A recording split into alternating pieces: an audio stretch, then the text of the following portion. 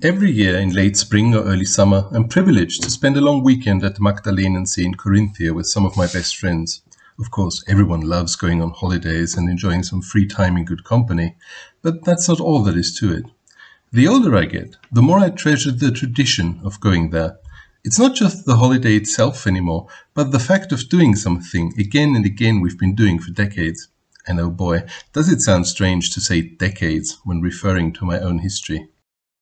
The house where we spend our holidays was built shortly after World War I and looks largely unchanged today. There's still no running water, but it does have electricity by now.